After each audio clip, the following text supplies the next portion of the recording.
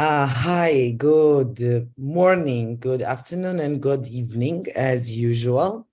Welcome to our end of year, like a final session of 2022. And the why we decided to have this session in December, because we thought there is some kind of the last minute tips and recommendations that we can give to our counselors across Africa and not limited to Africa before they finalize their admission applications for 2023 intake. And at the same time, we decided to have people from different, very, very different areas of the world to especially compare and contrast application procedures. So our session today calls, the name of the session is Just Before You Click Submit, because we know that is very, very responsible probably moment for us just before we counselors click on submit the application on behalf of our students. We have to make sure there are lots of things in place. And today we're gonna try to cover those crucial points that the counselors should not miss before they click submit. So right now I'm very, very happy to introduce our panelists. And also, I'm very happy that we have a real women power today on Zoom. And I'm going to start with my dearest colleague, closest to Mozambique, is Araba Bojwe. She's the representative of Ashesi University. As all of you know her very well and appreciate. Thank you, Araba, for joining here. Then we go up to the north to Charlie, who represents the UK universities, and she's going to give us the perspective of UK universities. Then we have our dearest friend, Emmy, who's been very, very dedicated to IC3 counselors, committee members. Thank you, Emmy, for being here one more time and always generously accepting our request to contribute to our sessions.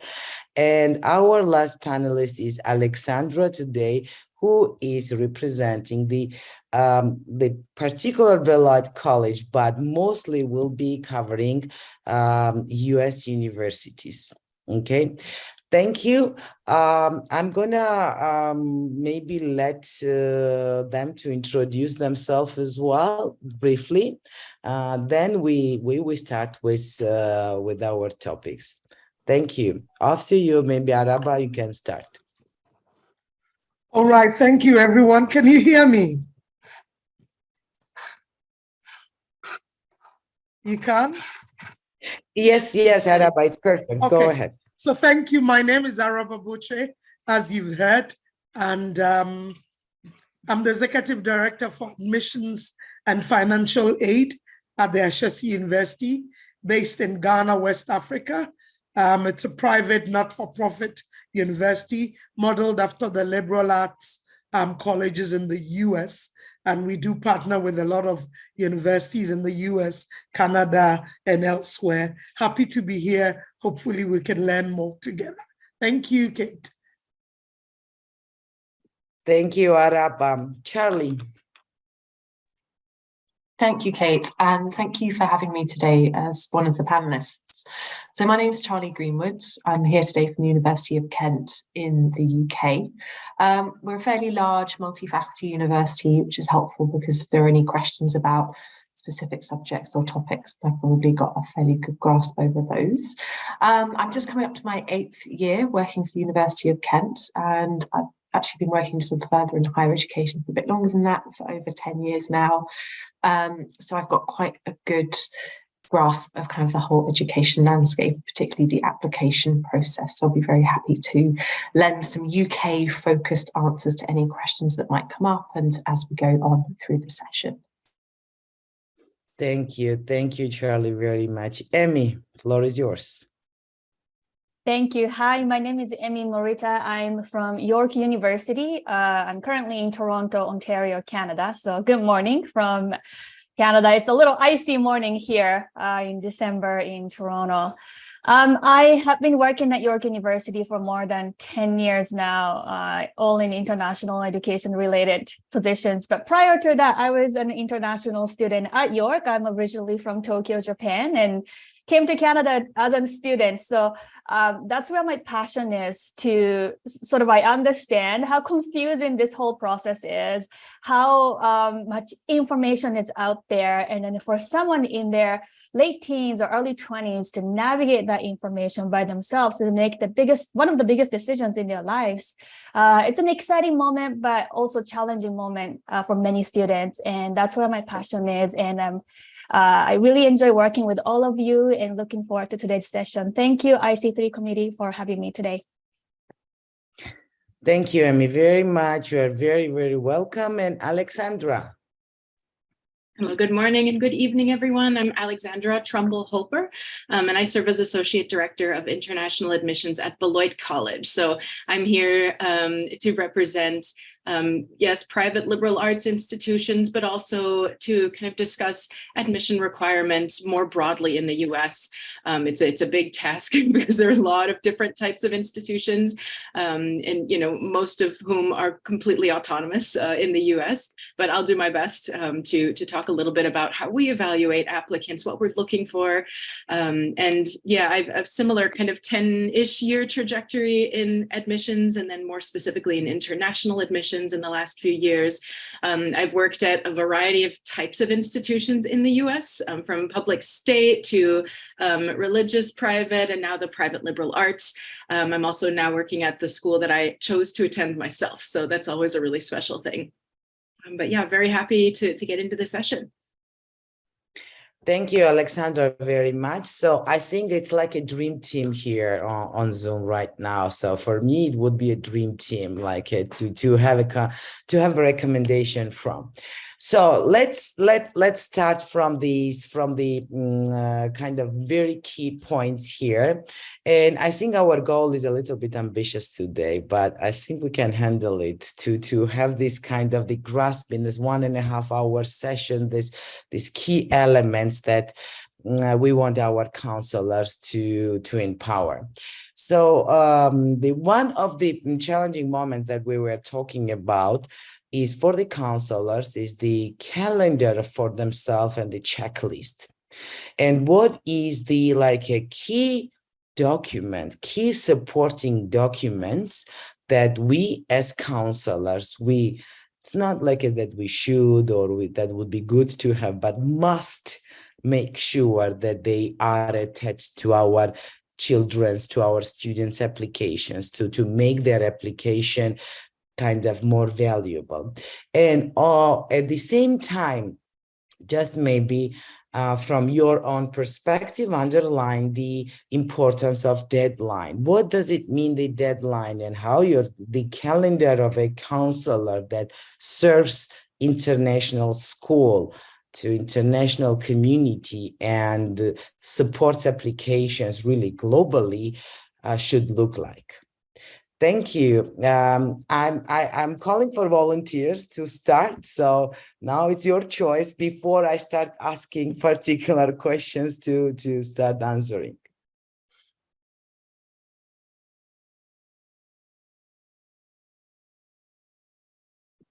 I don't know. Maybe we take with Charlie. Go ahead. Perhaps I could give a little overview of the UK, and then, if it's helpful to add more to it later, then I'm always very happy to do that.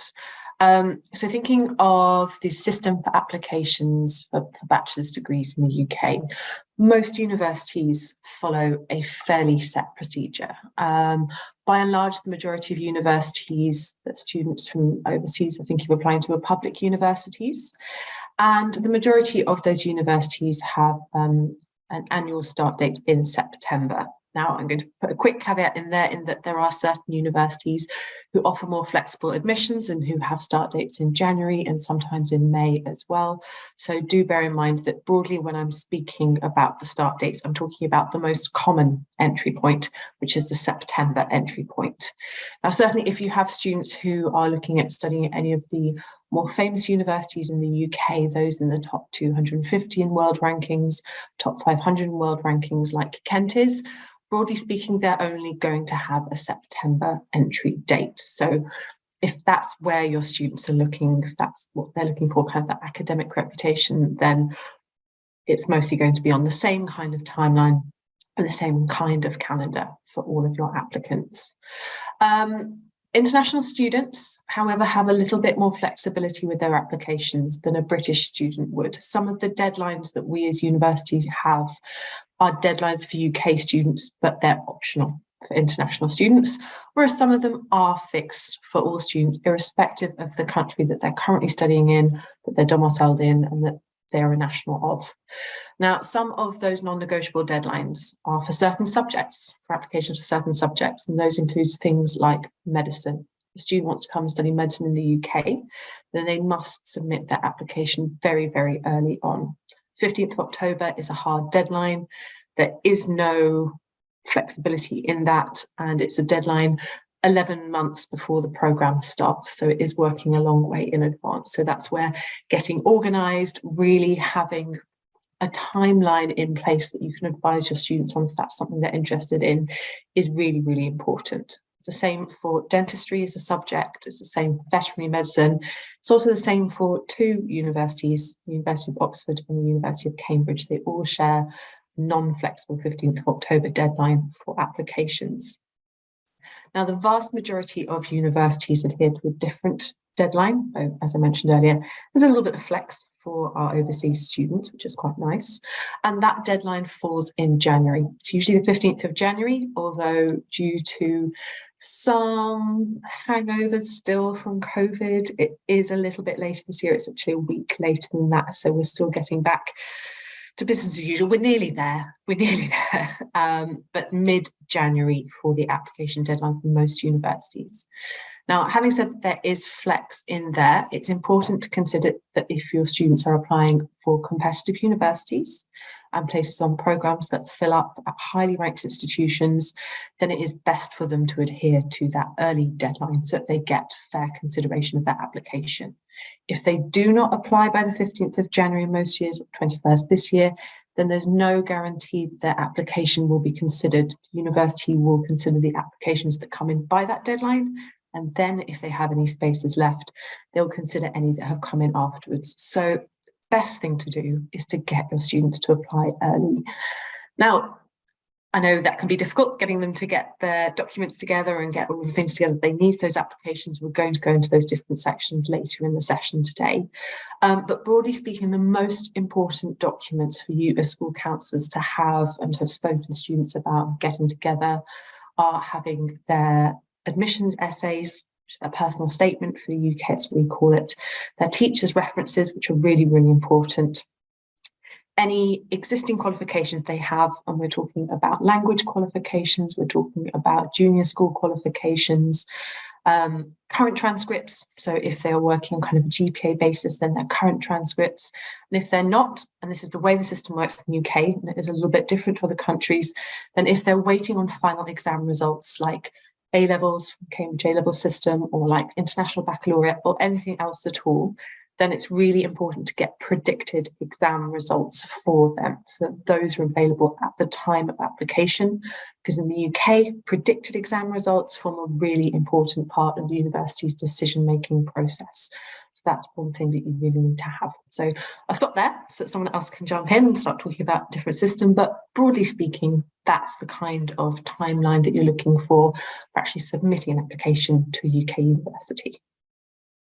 Yes, I was nodding a lot with you, Charlie, because for the US, in terms of the list of materials that we would hope a counselor would help the students compile, it's very similar.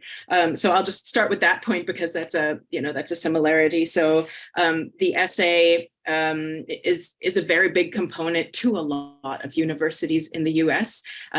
think especially the private institutions, I think in many cases, the Ivy Leagues, the very competitive ones, and then specialized institutions, like if your student is applying to a religious institution in the US, that essay is a big piece.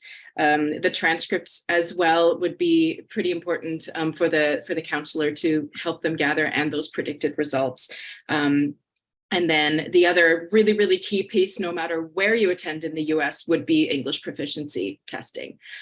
So I'll say that as a general thing, but it gets very specific after that, because as I mentioned before, there are so many types of institutions in the US, over 4,700 that are accredited.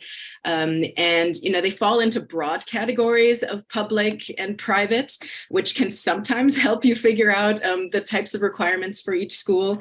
But in terms of deadlines, first of all, and what calendar to keep in mind, broadly in the US, I would also say if the student is working on their application anytime between October and mid-January, they're probably good. Whether the institution has specific deadlines or if they're on what's called rolling admission. So the deadlines, more specific deadlines would be colleges that follow the rounds, the admission rounds. So you may have seen early action, early decision, regular decision, all these different round names that for the most part will be similar from school to school. Early decision is a common one to hear because that is generally the first deadline, and it's for students who are ready to commit to that school right away. So they would need to then have submitted their materials generally by November 1st. So it's really early. And then the other rounds kind of follow suit after that. So when your students are applying to universities in the US that have rounds, the decision of which round to choose depends on two things. It's when they're ready, when they have all of those materials compiled, and how soon they'd like to get their admission decision. So, for the most part, I would say that students can apply in any round for scholarship and aid consideration and for really full admission consideration. There are a few universities that really require early applications for scholarship consideration. So it really is up to the student to do a lot of this research on their own with the schools that they're considering. And this is why applying to multiple schools can get really complicated in the US to try and balance all of these deadlines. And then I would just echo also that for the most part in the US, universities will offer both a fall term start and spring. All of them will offer fall, but many of them now offer spring, including Beloit. So a student can plan for both, but a student should know that in some cases, some of the best scholarship offerings are available to fall only. So in the US, it really just depends. I'm going to be saying that throughout the hour here. And so we just encourage the student to just narrow that list down in the US so that they and you can help keep track of that. But the last thing I would just add, because this is the most common question that I get, and for a student who's applying to multiple different countries, I can now see why this might be confusing. When we say your deadline for completing your application is December 1 or January 15, we generally mean all items must be submitted by that date, not just the form. And that is so common that a student will say, well, I submitted the Common App or I submitted the online application by that date, but then 3 weeks later, they still haven't sent us anything else. In many cases, we can't consider them in that round. It's not a complete application. So that's like the main takeaway I would say is just make sure that the student knows when you say deadline, what do you mean?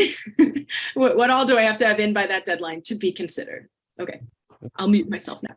Yeah, that's a very, very valid point. Now Zaraba to you. And actually, Charlie mentioned it was essay recommendations. We have these items, so we're gonna go back to these items. But right now, maybe we'll just go to Araba and then to Emmy to wrap up this, like the checklist and the deadline procedure. Please, Araba.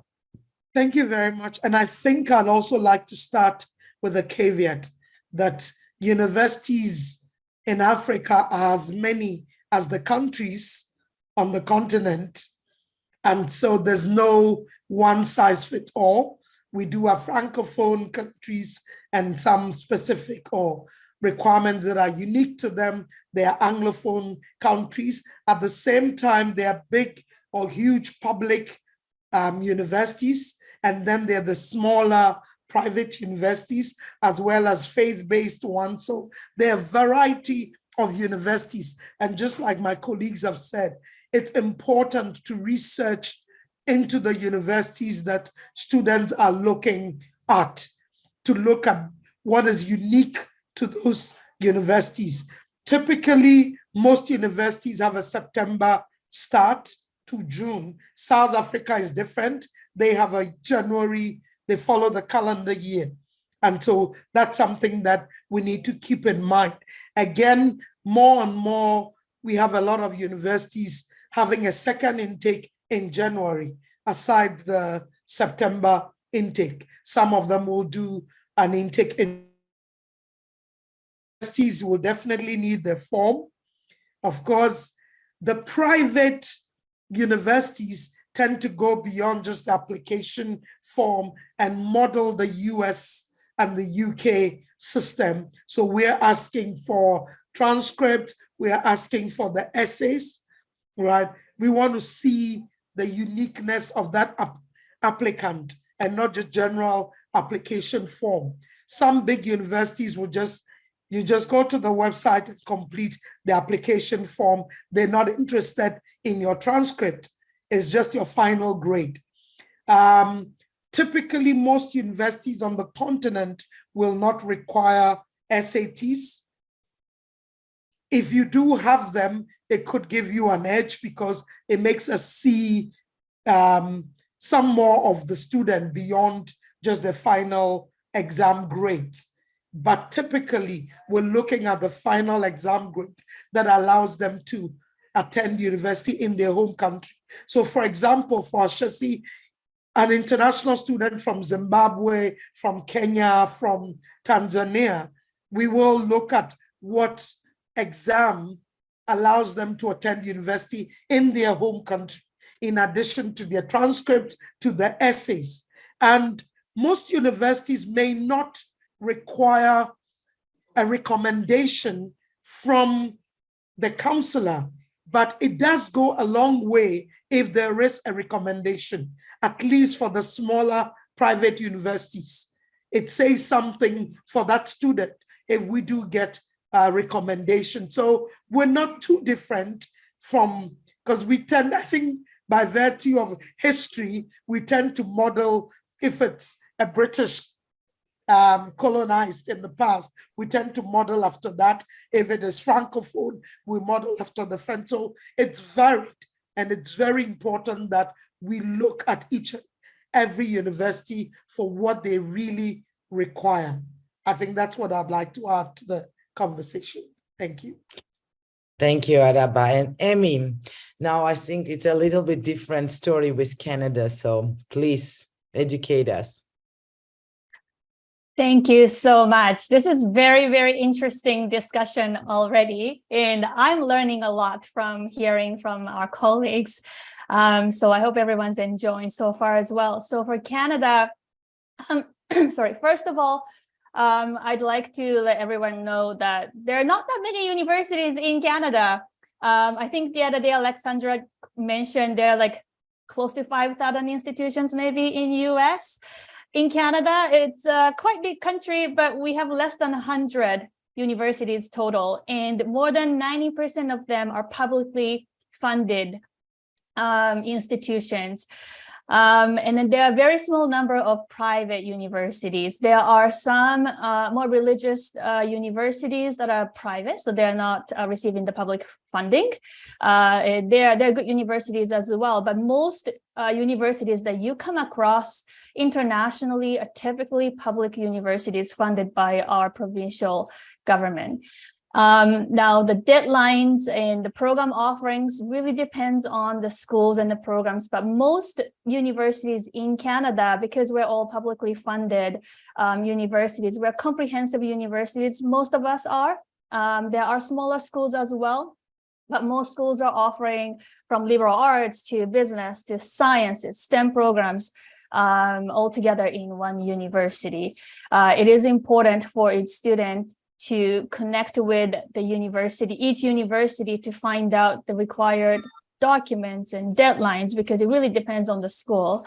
When students apply, typically in Canada, students have to apply to the specific program, not to the entire university. This means that the document requirements may differ depending on the program that they're applying to. Even within the same university, some additional documentations can be required if you're applying for some competitive program in that university.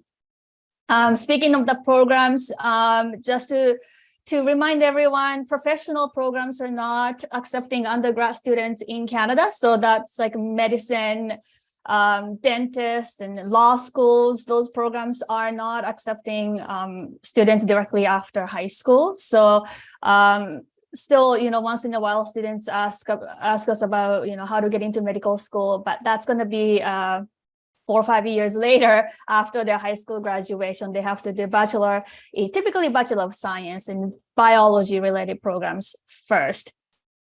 Now, the admission system in Canada is rolling basis. So we've been talking about the deadlines.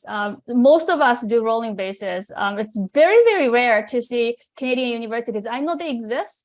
It's not none, but very rare for Canadian universities to offer early deadlines and early decisions and so on.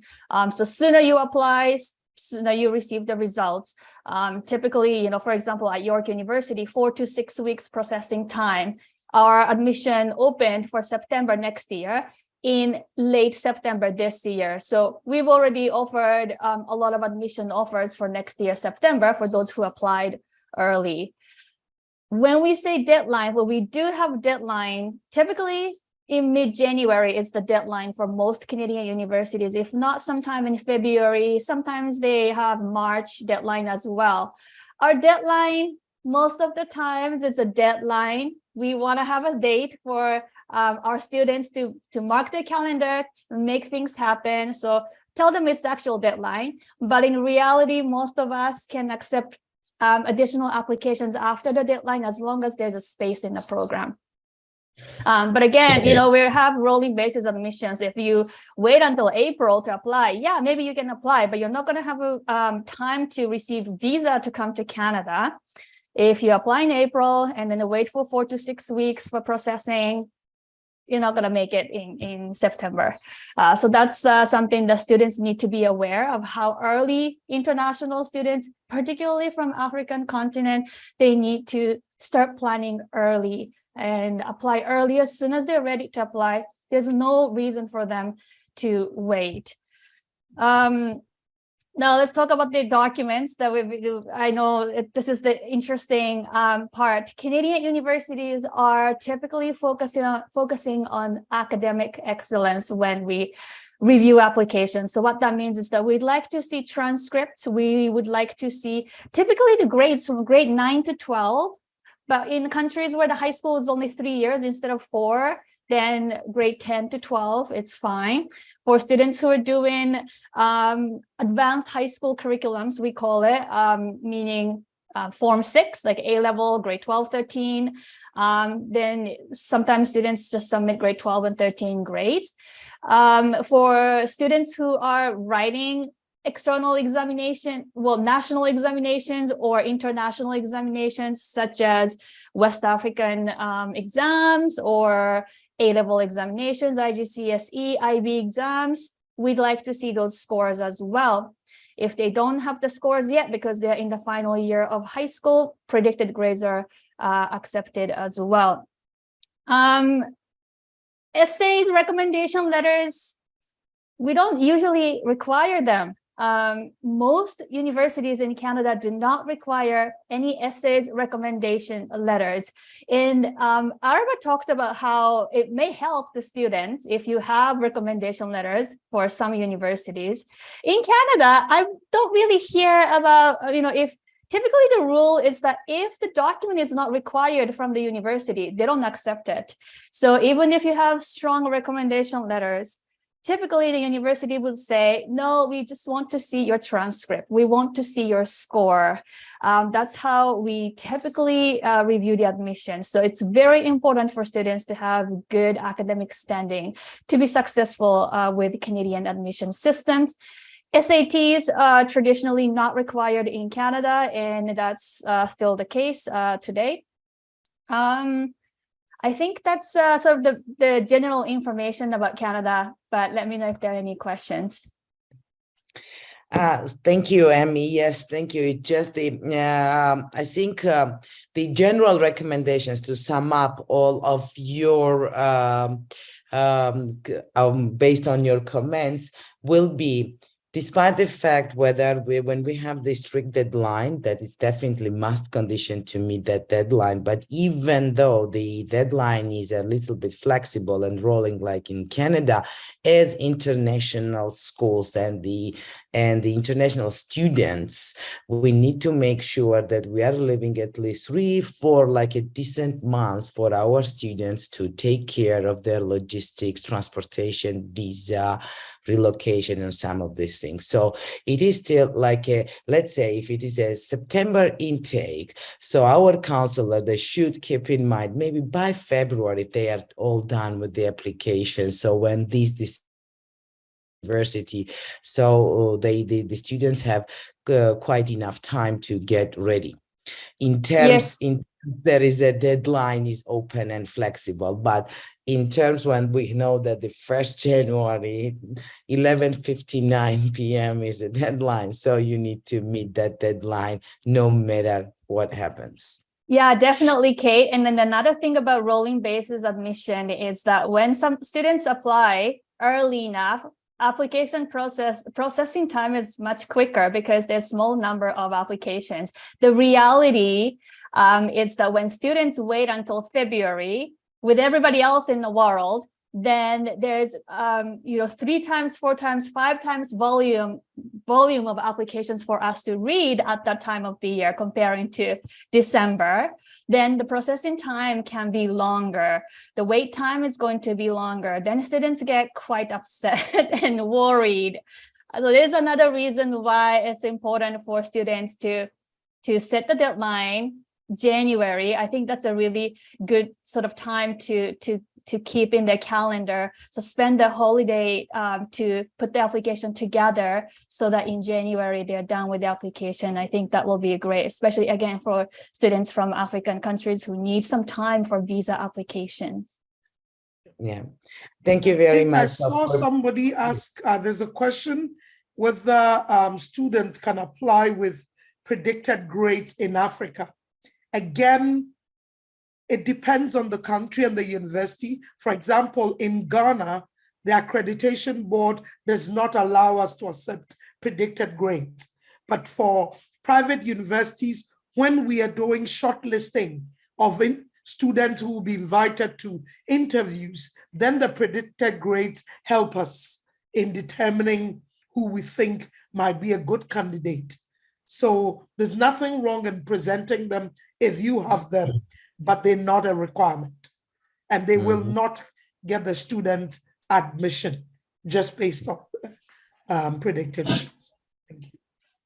Exactly. Predicted grades were one of the big discussions a couple of years in the International Counselors event. And we learned from the university, especially UK was very particular, and the US, and okay, don't send us those predicted grades. Even some Canadian universities told us, unless if we want them, we're going to require, because they are messing up, because this discrepancy between the real grades and predicted grades. So there was like many different legends about predicted grades. So I'm always particular right now telling my students as well, like check if they require, we'll send. If they don't require, don't squeeze in that document. So don't irritate people, whatever they say we don't need.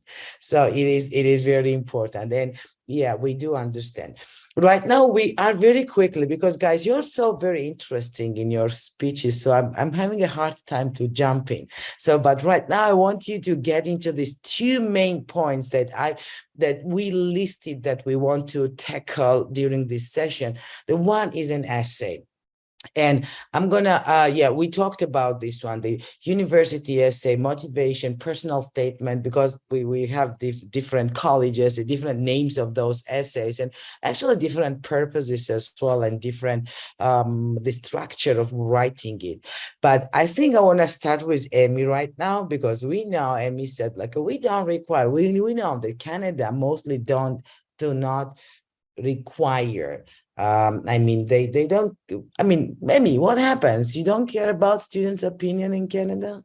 I mean, why you don't require essays? It's easy. I can tell you that we are happy to have less documents than with Canada, but why? And my question probably will be, does it mean that the students might not strive academically like with the top scores, but they have so interesting personalities on the other side, will have this advantage in Canadian universities? I mean, what is the I don't know, the balance here? Yeah, that's a very good question. Just to clarify, so there are some programs in Canada that may require essays. For example, business schools these days in Canada tend to ask for leadership essays, and they also do video interview. So that's kind of the trend in business schools, undergraduate admissions in Canada. For anyone who's applying for fine arts programs, like, design or, any sort of art related programs, movie, theater or film, portfolios required that may include essay. So those are asking basically about, what's your inspiration in art, or how did you start getting into arts, and send us some portfolios. So those requirements do exist in Canada as well. But for, again, most times students don't have to submit any essays unless they are applying for scholarship, which we can discuss a little later. I'm sure that topic is going to come up.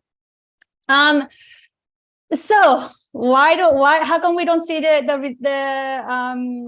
essays? I think that it's mostly because Canadian universities, again, we are public institutions. Most of us are about 40 to 50,000 student large institutions. I think one thing is the space issue that we don't necessarily face. So we're able to welcome all the students who meet the minimum academic requirement into the program. So for students, again, it's very important that they meet the academic requirement so that they can secure a spot in the program that they're interested in. If the student is let's say, like, if somebody is just below the requirement, and if they have any reasons why their grades are just not meeting this year because they have some challenges with, personally, or family situations, or political situations that they're facing in their countries. There are many reasons why the student may not be doing particularly well in the particular year. For those cases, they're allowed to submit a letter to explain the situation. So that's going to be considered by the admission committee in Canada as well. So, counselors are welcome to let students to connect with us to start that process to submit any additional letters. Otherwise, I've also seen cases where students may not be meeting the academic requirement for the particular program that they want to get into, but they're able to get into a different program within the university, and they're able to transfer from that program to the original program they wanted to be in year 2. Canadian university is quite flexible for students to move around different programs within the university. In fact, the study shows more than 50% of Canadian students change their majors in their undergrad times. So it's very common for international students as well to just get into the program that they're eligible for in year 1, and they work on their academic portfolio so that they can move to the program that they're, their first choice in year 2. So that flexibility is offered, but unfortunately, for the very first sort of admission stage, we are really focusing on the grades. Now, when we look at the grades, we don't just look at the final year grades. We typically look at the grades, as I said earlier, we would like to see grades from grade 9 or 10 to 11, 12. So we're looking at the holistic record of academics rather than how they're doing this year. But this way, we believe that we can capture really the good sort of idea about each student's academic skills to determine the admissions. Thank you very much. Thank you. Now you explained actually a lot. Now I a little bit changed my mind about Canadian universities and essay requirement. Thank you, Emmy. Araba, how much do you care about about students' college essays? Again, I mean, I'd like to say that the universities differ. Typically, the huge public universities do not require essays. And trust me, they won't even have the time to read those essays. But the smaller private universities, typically again modeled after the US, Canadian, or British system, may look for them. If I take the case of my school, we read every single essay.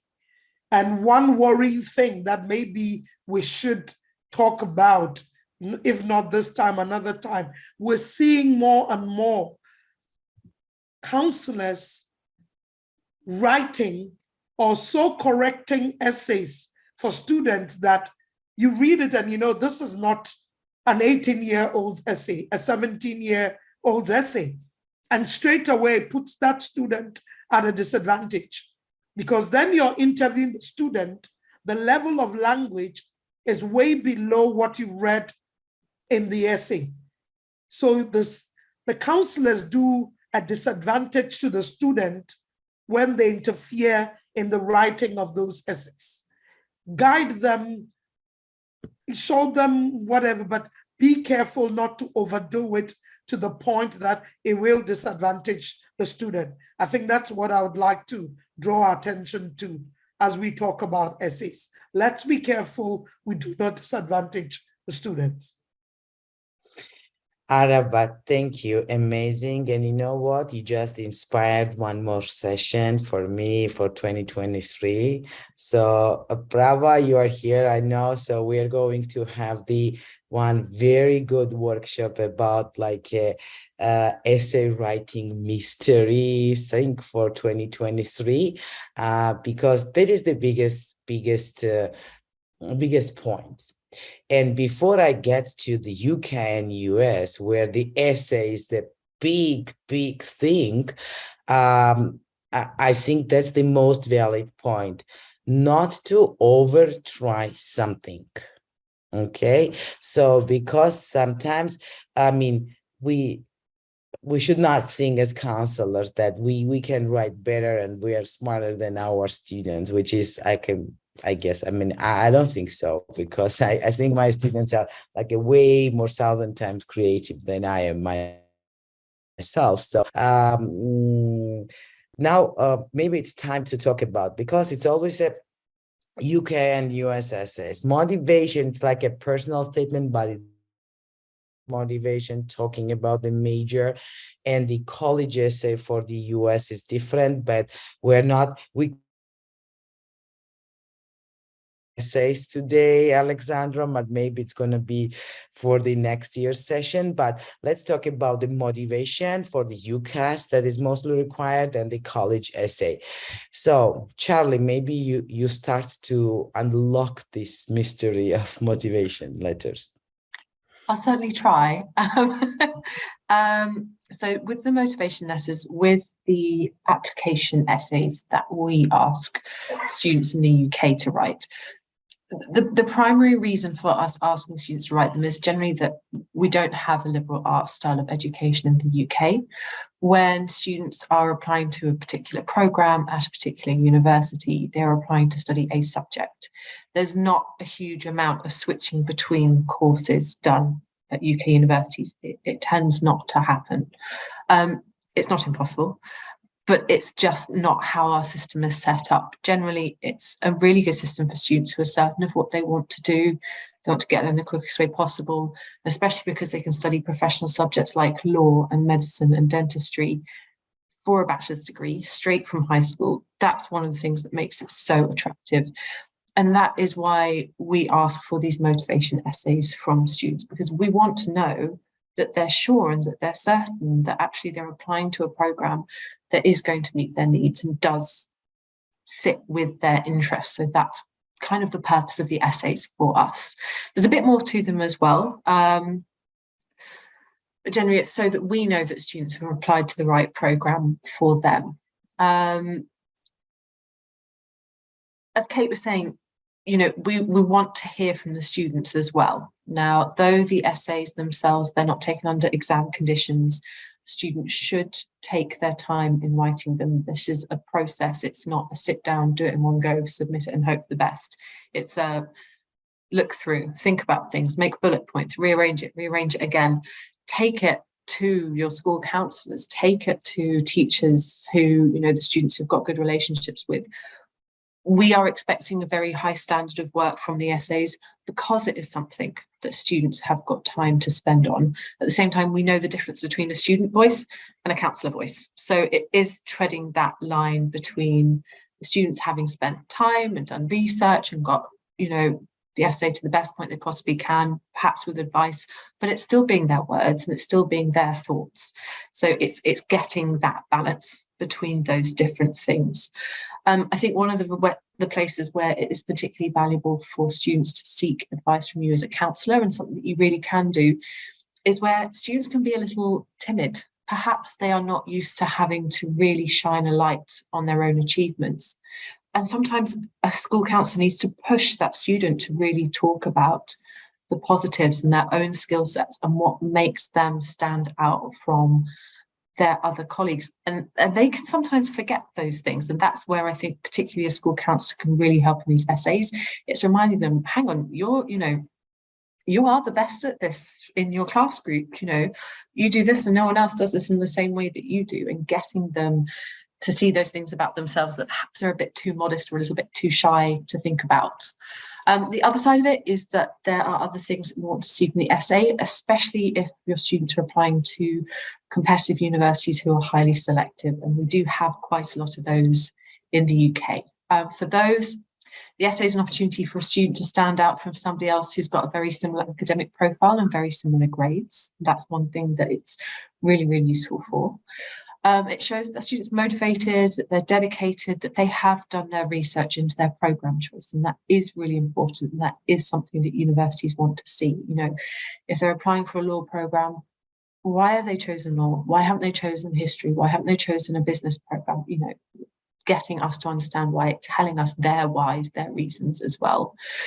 We want them to show us that they've got relevant knowledge and relevant experience where that's necessary, especially things that they have done outside of a classroom setting.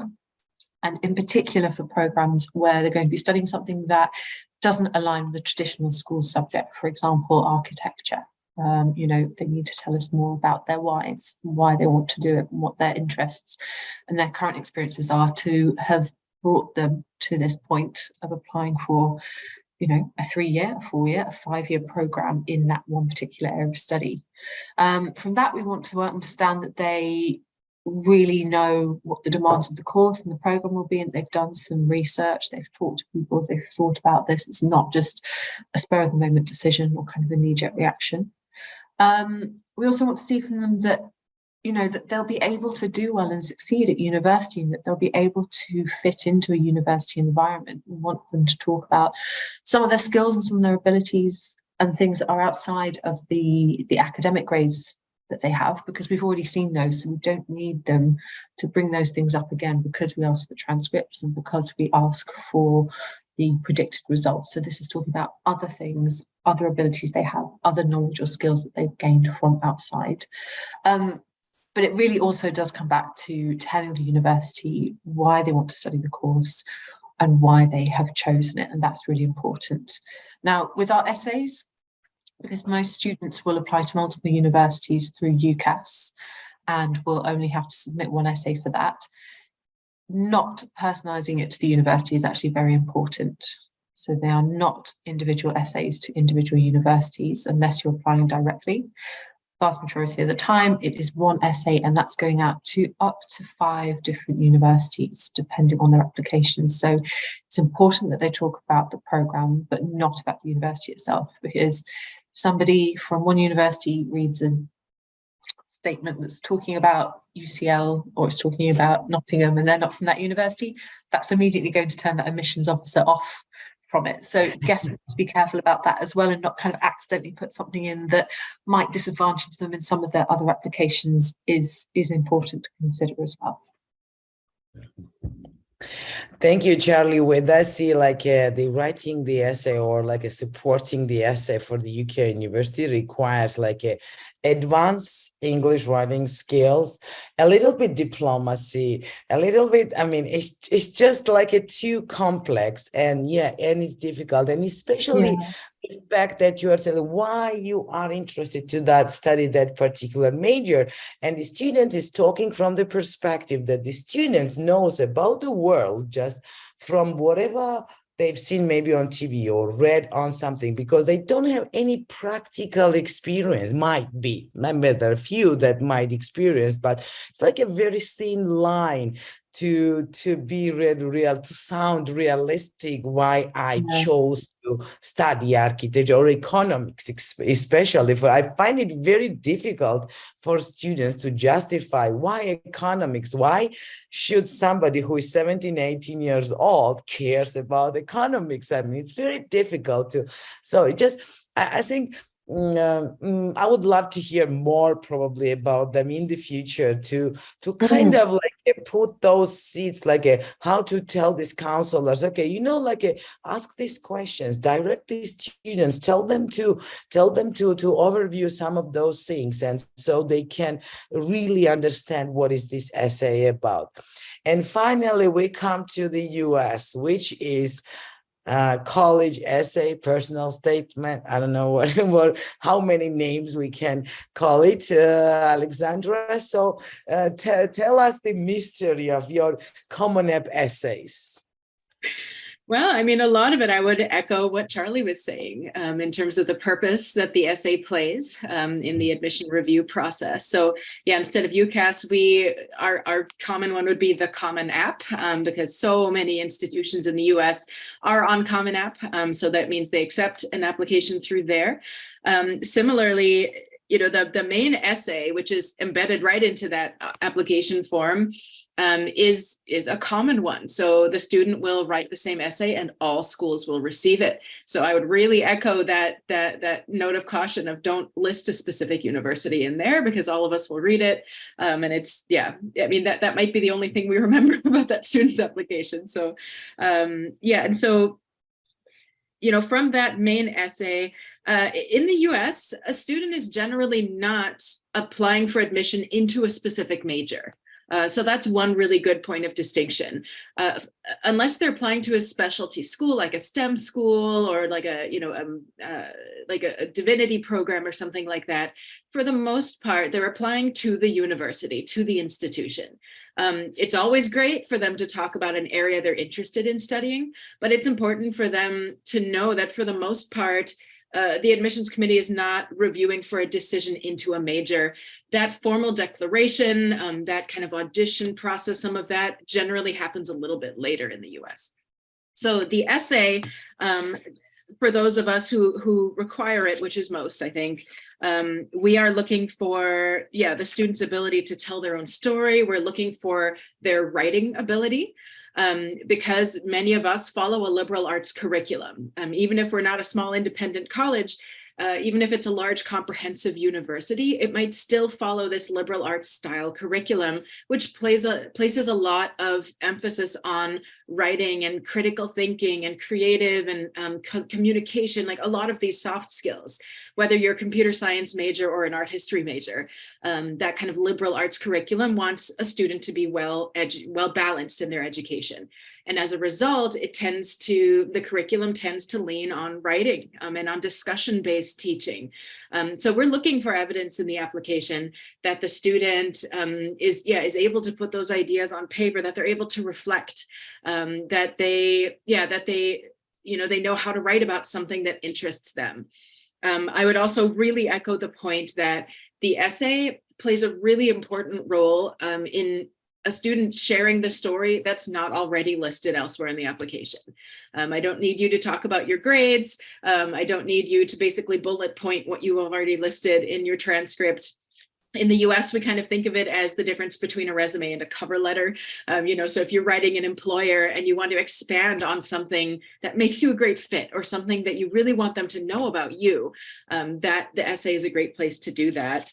And in the US, similarly, when you're applying to Canada and UK, if you're an international student, you have to demonstrate English proficiency. And each school, I think, has their own way of assessing that. And generally it is through a test score, but the essay plays an important role too. And so Araba's point about not helping your student too much by over editing or playing too big a role is so critical, because if we see discrepancies between like the English test score, the English throughout the rest of the application, and the English in the essay, that's really off-putting. Then we start to question what we're looking at here.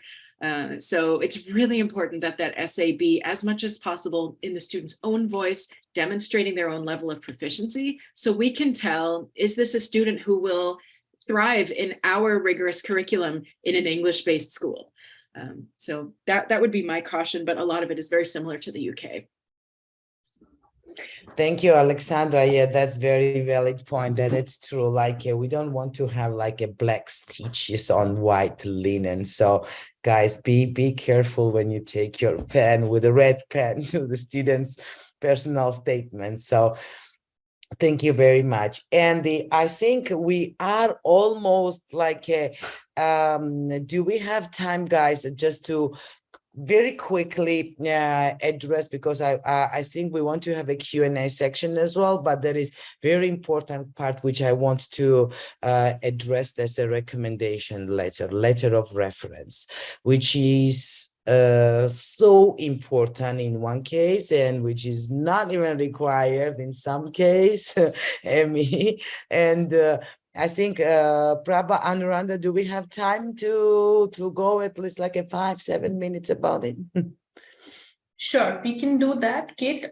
We have 30 more minutes, but then Q&A, I think a lot of people have good questions to ask, so maybe we can have that another 15-20 minutes for the Q&A.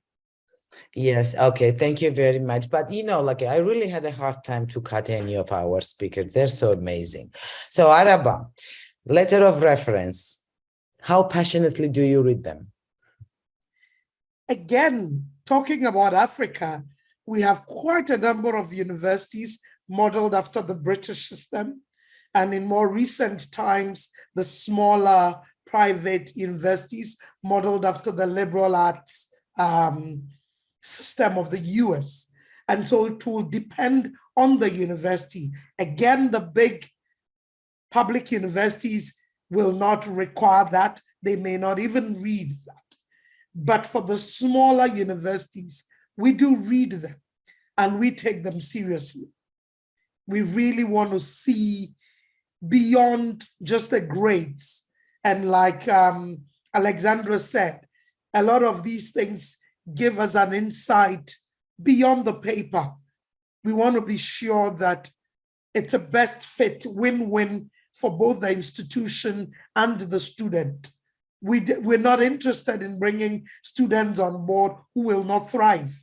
So we want to get a holistic view of that student. So we pay attention to that. Those who require it or who ask for it actually read it because it means a lot. I'm sitting here using my case, almost 2,000 applications. I'm taking only 345. But I have to read almost everything to be sure that my team and I, to be sure that this is a good fit. And when that students get in, we have the support systems and the mechanisms to help them thrive. And so we will read and be sure that we're taking in the one that it will be a win-win for both us and the student. So depending again on the institution, it is important or may not even be necessary at all. Thank you very much. Thank you. Alexandra, maybe you take over here. Absolutely. Yes, I was nodding very, very largely there too. The recommendation, first of all, from school to school, there'll be differences as to whether they require them at all for a lot of the same reasons. Lots of times the school feels that it can get a full enough picture from the rest of the application. Sometimes it's a matter of staff and time. If a school, receives 30,000 applications, sometimes it's just not feasible to read all of those.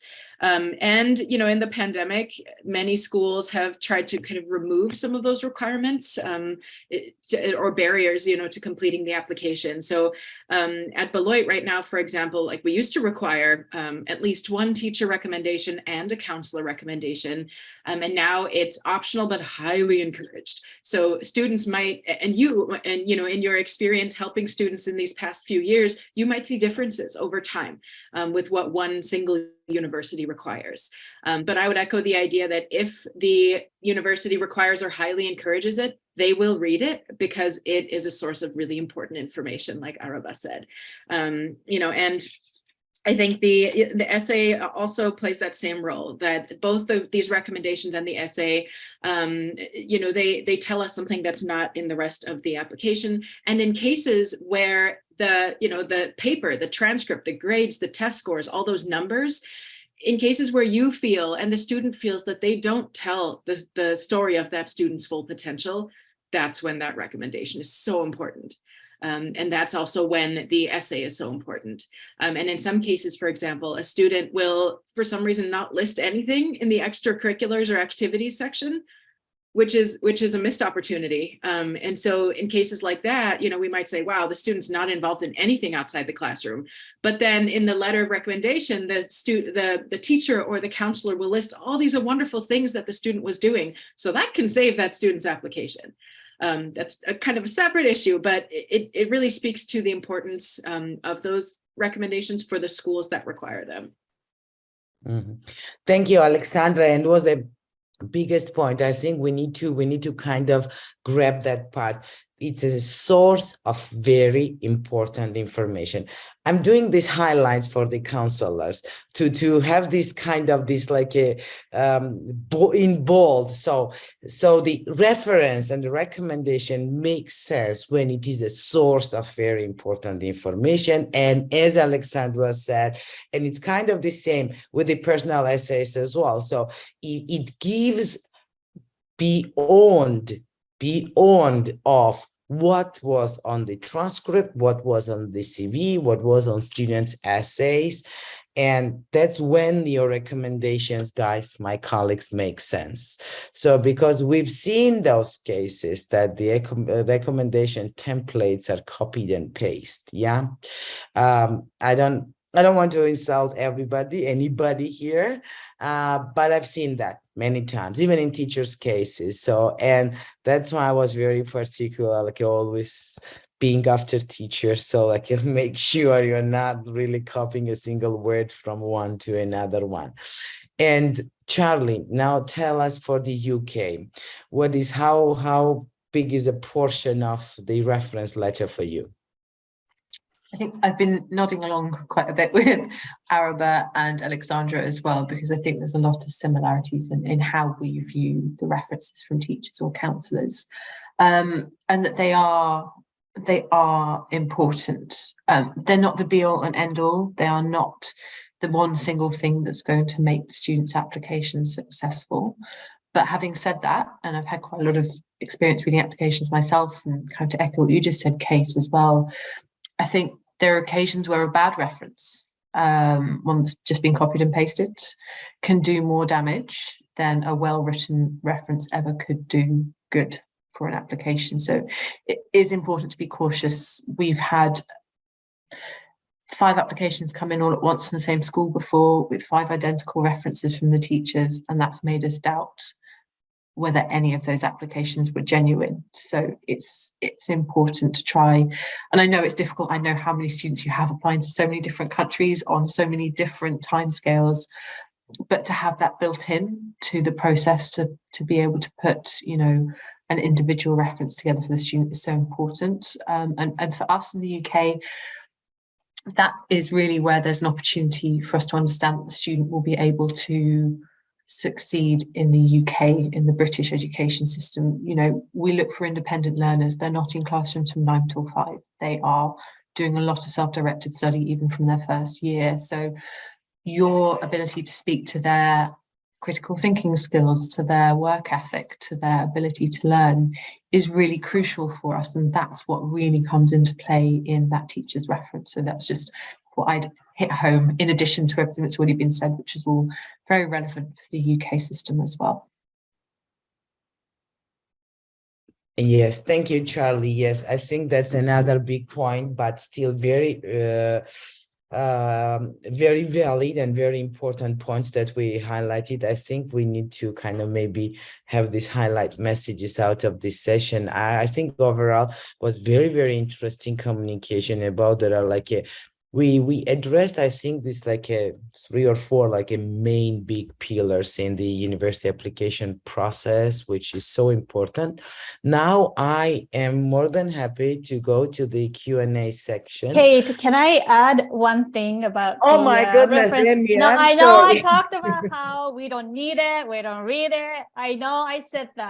No, I think it's actually important. today I submitted my recommendation to Canadian University. So that's Yes, so very, there are very wrong from me. Yeah. exactly. There are times that we actually require recommendation and reference letters, and that's when students are applying for scholarships. And then I think this may be something that's really important to some of the counselors who may not be familiar with the financial aid and scholarship processes in Canada, that most universities in Canada, our admission is need blind, meaning that anyone who meets the academic requirements will receive the admissions, but it doesn't mean that they are receiving admissions with any financial aid at all. So the seeking financing support from the university, it's a separate process at most universities in Canada. So for example, at York, students are required to apply for admission first, then they have to submit a separate application for a scholarship. And that's when they do have to submit both essays and the recommendation letters.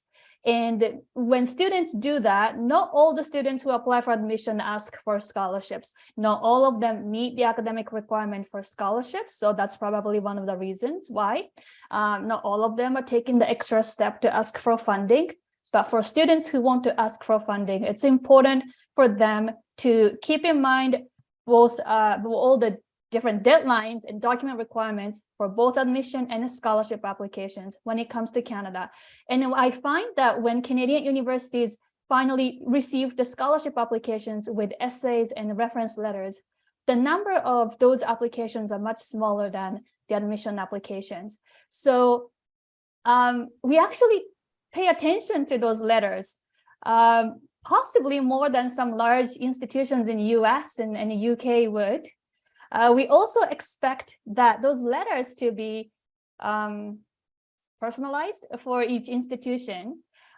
We definitely don't want to see other universities' names on the letter, like Charlie mentioned earlier, but we also don't really want to see too general letters that doesn't really talk about, let's say, the specific essay requirement for the scholarships. Right? Students need to be really paying attention to the specific essay question that is asked for each scholarship applications. In the reference letter, we hope that are sort of aligned with the student's essay for that scholarship application. At York, we have a couple of large awards that we require those essays and reference letters for. When we read the application, we actually do score the reference letters as well. That goes into the scholarship decision making. I'm not sure if that's the case for other countries as well. So because I said earlier that we don't need it, I feel like I have to make a point that we sometimes do. And when we do need it, we actually read them very carefully. So let me know if there are any questions about that. Thank you, Kate. Amy, I'm sorry. I think I made you to justify and apologize for not requiring something. Thank you. Sorry, but we now see that is not the real case. So we were a little bit biased with that non-requirement thing. And thank you very much. So my favorite phrase in terms of essay writing and recommendation writing, I always tell my teachers and the students, this is not an exam. You are not doing it in one sit. This is the process. So, and this process, no matter, nobody can convince me how brilliant you are. You can write in one seat best recommendation and in one seat best essay. It's not happening. We know that. So that's the probably understanding we need to push beyond those writing pieces, because writing is big thing. I mean, writing is writing. It's we know that we should treat that process in a different way, take it in a higher level. But before we are filing that one, there is maybe our future job to train our counselors how to lead our students to that point that they produce that important and valuable essay, and also how to help our teachers who are not counselors, who are teachers, and they might not know so many details about university admissions. This is the counselor's role in their respective school to build that understanding. And now I think there is a question here, Paula, how to plan the calendar so that we can meet the deadline, especially for the USA, which process seems okay. The process seems very complex. Yeah, Alexandra, you want to try? Yeah, I mean, I would, as we were saying in the beginning, some schools follow these rounds with very specific deadlines, and others follow more of a rolling admission process, like in some other countries. But I think all of us sort of agreed on this, between October and January timeline seems to work for most of us. So I think if the counselor has that in mind, where in, October, they could be helping the student work on their essay, maybe compiling some of those recommendations. And then, for the transcripts, we generally like to see as full an academic picture as possible. So if, obviously, grades 10 and 11 and grade 9, if that's the curriculum, and then midterm, in progress, whatever grades from that current year are really wonderful for us to see. If a student decides to apply in October, obviously there'll be a little bit less of a full academic picture than if they decide in January, depending on that term. But yeah, I mean, I would say, if they've got that October to January timeframe in mind, that will help students who are applying to a wide variety of institutions in the US and beyond. And then, if your student sends you a list of 20 institutions in the US that they plan to apply to, really encourage them to narrow that down a little bit, because for everyone's sanity, including your own, I think it's nicer when it's a smaller list. Because I mean, if they bring it down to a list of 5, those institutions might have different deadlines from each other. That's just the case in the US, where even state institutions, even public schools, University of California, UCLA, UC Berkeley, UC, all, even the institutions that fall under a state system are autonomous and have their own deadlines in many cases. So so it depends, but October through January, I think is an excellent timeline to keep in mind. Thank you. Do you want, Amy, what about you? What do you think for Canada? What will be reasonable calendar? Yeah, I mean, it's kind of similar to what Alexandra said. Even in Canada, and luckily we don't have as many universities as they do in US, but we still have a lot of schools here, and we all have different deadlines. But I also agree with Alexandra that if students sort of set the deadlines themselves between October and January, typically mid-January is the deadline for most universities in Ontario province, because that is the deadline for Ontario Canadian students to apply to Ontario universities. So for Canadian students, typically they go to the universities within the same province. That's the common thing to do. So they do have a set deadline within the province. For international students, options are more open outside of just one province. So that's why there's a lot of deadlines for them to follow. But mid-January is typically most universities here in Canada, particularly in the province of Ontario, where most universities do reside. Is the deadline. Like we discussed, we don't want our students to look at the very final date possible to submit their deadline, their applications.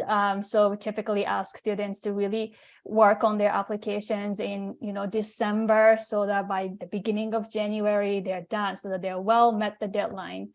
And then after that, if they really need to apply after that, it's most likely possible for most schools in most programs that they're still accepting applications. But the processing time may take a little longer if they wait longer. So it shouldn't be the first option for those students to wait until February to apply. Scholarship deadlines are more strict. Scholarship deadlines in Canada, because we have a limited amount of hours available, they're very strict. Typically between January and February, latest by the beginning of March, scholarships deadlines are already closing for international students. So those are more important deadlines for students who need a scholarship and the funding to go to Canada to be aware of. Okay, thank you very much. So here there are like one common thing that we all agreed. Whole the application process, writing process, recommendation, everything, this is the process, not the one-time event.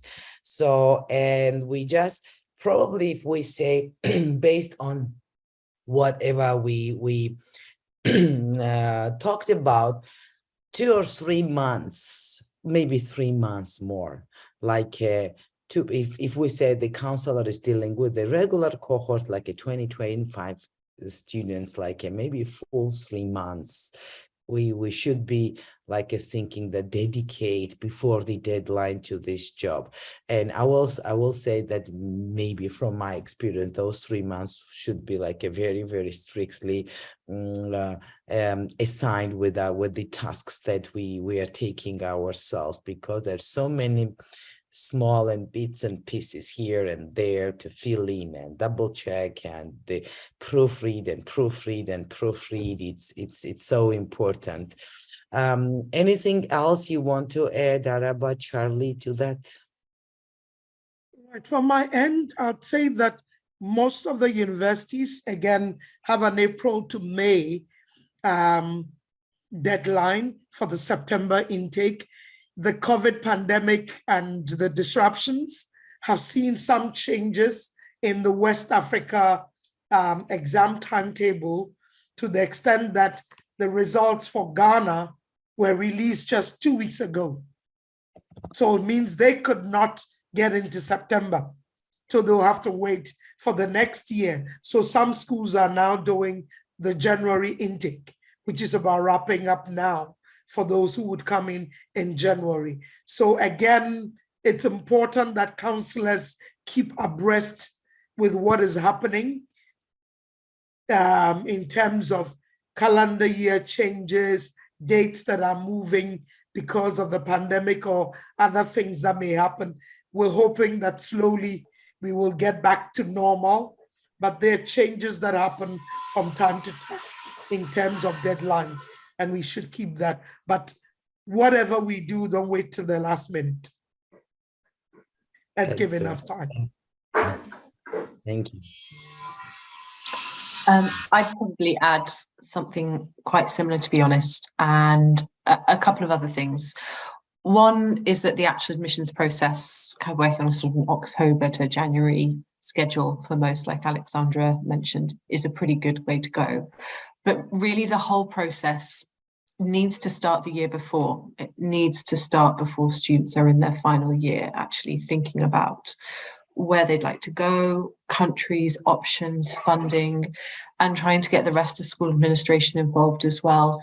and to reach out to parents and have them brought into the decision at an early stage is really, really valuable, particularly when kind of funding comes into it. And I know I've had conversations with students who've made applications to the US, and then in March their parents have said, no, you're going to the UK because you've got family there, and so the process is having to start all over again. So it's quite useful to have that buy-in as early as possible as well from parents if they're major decision makers when it comes to not only where students are going to study but exactly what. So having that quite early on as well, I think can cut down on some duplication in some circumstances. So trying to get buy-in from them early and just start things early on, have fairly frequent opportunities for kind of drop-in sessions, and wherever possible timetabled slots as well. That's really valuable so that students can't put it off. They have to think about it in time so that you don't have 8 people coming to you a week before the deadline and suddenly going, oh, can I have a reference for this? I really need it now. So that it's just getting everything done in good time and managing everybody's workloads, because everybody's got a lot on their plates throughout the cycle and trying to get that done. Thank you very much. I think that the answer was very clear here. I think we got time to have one more question, which is on the chat. Is it possible for a student who has completed a year or 2 studying a course from an international university transfer into any of your universities and continue their program? Will they be eligible for financial aid? So we're talking about transfer students and eligibility for financial aid. What is the case? I don't know who wants to start. So maybe I'll take a quick stab at that from Ashesi University's perspective, and I know from most universities on the continent, financial aid is a way of fostering access to university for those who otherwise could not go to university.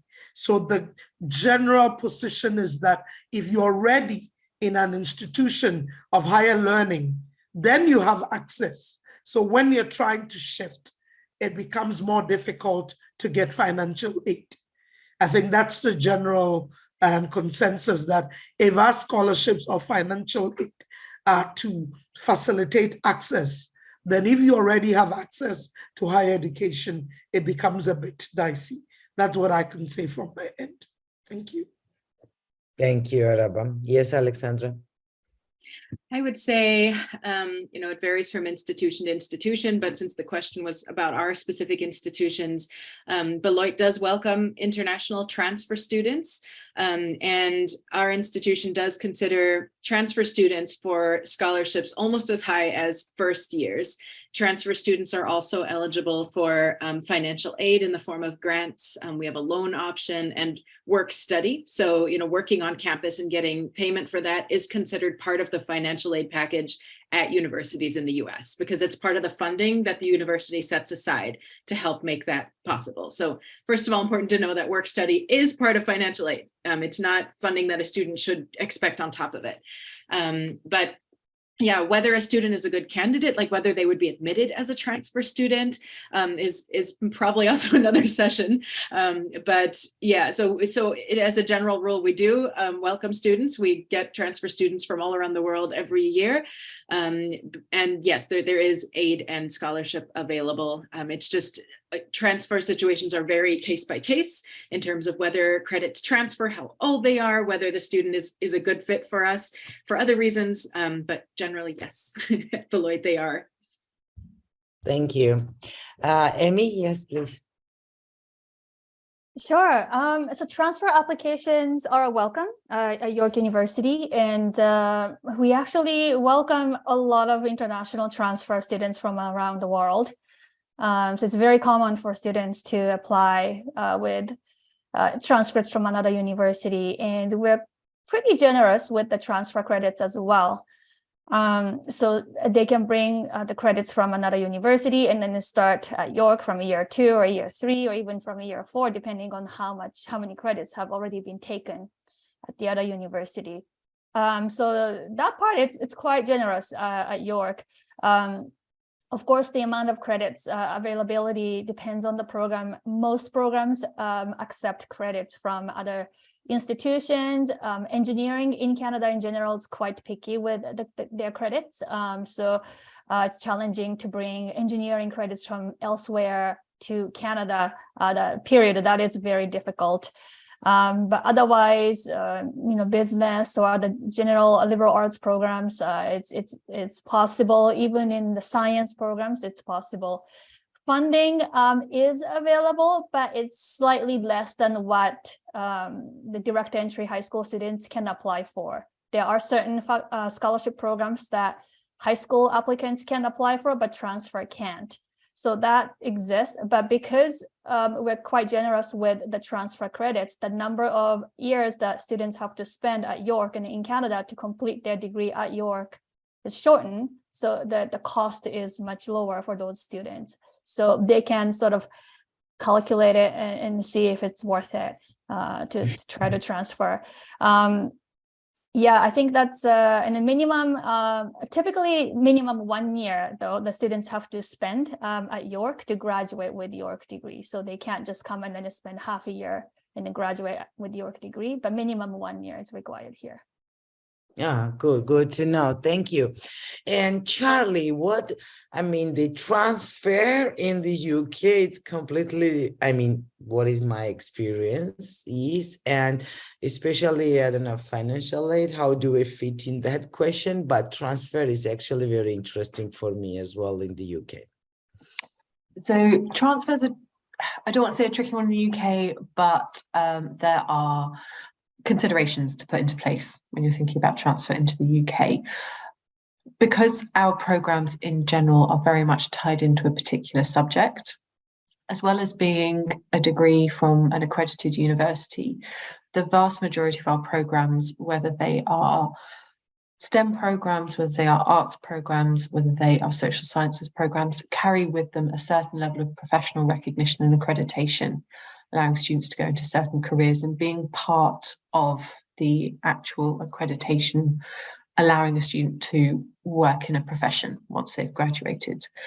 What that often means is that for a student to transfer into a program, whether it's a business program, a psychology program, a law, an architecture, a biosciences program, they would have to have studied a set number of compulsory modules to excuse that learning from an earlier year, so from a year 1 or a year 2 program. So it becomes very tricky. So something like a law program, for example, every single student who gets an LLB in the UK has to have studied a minimum number of compulsory modules. And at a UK university, they normally take those in their first 2 years. So if they haven't studied those at the university that they've already been at, then they're not going to be able to transfer into a second year or third year on that program, just because of the way it's structured, because the third year of their studies, they are far, far more advanced in a very specific and sort of specialist topic area than they would be in their first year. So they have to have that core knowledge to be able to go on and study that. So it can make it tricky. It's not impossible. And we do have students coming into second years of our program sometimes. Also, what can often happen is, say, a student coming from high school education system in Ghana or in Nigeria, we've done KCSE in Kenya. Ordinarily, they wouldn't be eligible for direct entry to the first year of a university program in the UK. They would have to take a foundation program or something similar. But if they have successfully completed a year of study at a university in one of those countries, then likelihood is they would be able to come directly into the first year of one of our programs. And as a reminder, bachelor's degrees in the UK tend to only take 3 years for a student to complete. So it is already an accelerated period of study. So sometimes, yes, is the answer, but it depends on what they've studied before, on what they hope to transfer into. Now, in terms of financial aid in the UK works a little differently to in the US and in Canada.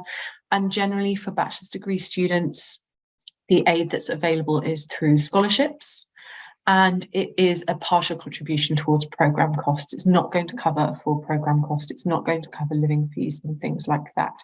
generally that kind of funding only exists for taught degree programs at postgraduate level, so things like an MA or an MSc program. Having said that, at Kent, students who apply for second year entry into a program and are successful in being given admission can still apply to our scholarship programs. They are mostly based on academic excellence, and we look at academics as a way to award our scholarships, but we do also have sports scholarships and music scholarships that they can apply to as a transfer student as well. But again, these are partial awards. They're not in any way fully funded programs. They are an incentive for students who have done very well in high school, have done very well starting out in their university, to choose our university rather than another. They're not full funding for the cost of study. I hope that helps. Yeah, thank you very much. Thank you, everybody, especially like this hour, my dream team here.